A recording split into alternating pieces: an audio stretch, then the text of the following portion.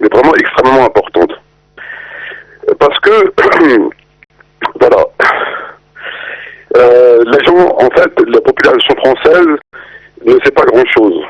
Et je vais donner des informations. Moi, je suis fiché S. Et je suis fiché S depuis 1995. Pardon, 1997. Ça fait pratiquement 20 ans que je suis fiché S. Et ça date, à l'époque, j'avais ouvert une association. On distribue des tracts devant les mosquées pour parler des problèmes. À l'époque, il n'y avait que le problème palestinien. Donc on faisait quelque chose de tout à fait légal, etc. Sans problème. Je payais mes tracts avec mon RMI à l'époque, etc. Et donc on a fait ça environ pendant 2 ou 3 ans. Et un beau jour, alors qu'on n'avait absolument rien fait, mais comme ça, mais vraiment rien fait, on est venu défoncer nos portes. On nous a massacrés. Et c'était à l'époque guerre. Et en fait, c'était une action purement politique. On n'avait commis absolument aucun délit, mais vraiment rien. Et du jour au lendemain, et depuis ce jour-là, ils m'ont fiché. Et qui Nordine, vous a, comme tu dis, massacré? Un mouvement politique, la police, qui? C'est la police. On nous a envoyé la BRI, donc on nous a envoyé quasiment l'armée, et on nous a défoncé les locaux, on nous a mis en détention, on n'avait rien fait. On n'avait strictement rien fait. Je faisais que de distribuer des tracts, de façon tout à fait légale, devant les mosquées pour parler du problème israélo-palestinien. Que ça, uniquement ça.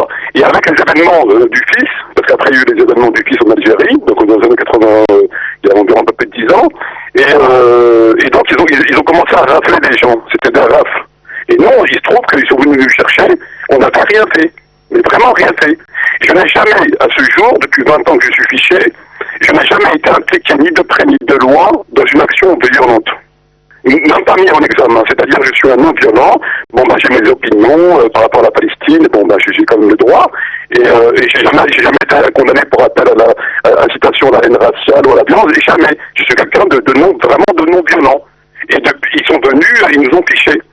En 97, parce qu'il y avait un juge qui a été dénoncé par le FIDH comme étant un cow-boy, qui se permettait de rafler n'importe comment, d'envoyer des gens en prison. Et, beaucoup de gens ont fait des années de détention préventive et ont été ensuite relaxés.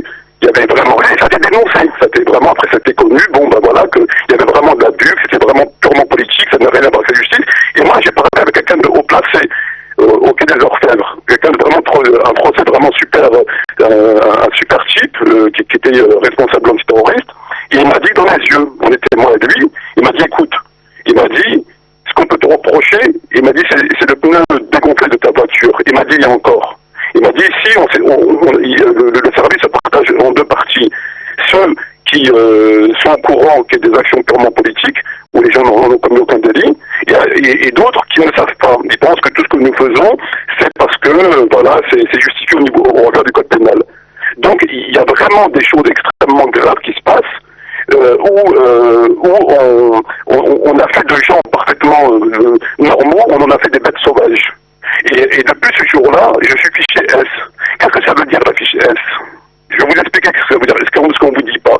La fiche S, c'est quelque chose d'extrêmement grave. À chaque fois que tu te fais contrôler par la police, dans un contrôle d'identité, on te ramène au commissariat. On garde un laps de temps et on te relâche, sans rien te dire.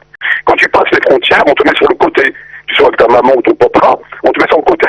Et ensuite, on te fouille et on te garde un peu de temps et puis on te relâche. Et puis, beaucoup d'autres choses. Et ça, on ne dit pas. Ça, on ne dit pas. Voilà ce que c'est. Et il y a beaucoup de gens dans cette situation qui n'ont rien à voir avec le terrorisme, mais vraiment rien. Merci pour ce témoignage, Nordine. De toute façon, on arrive là doucement. On a encore un peu de temps vers la fin de l'émission, mais ça me fait penser. C'est encore autre chose. Nordine est parti, voilà.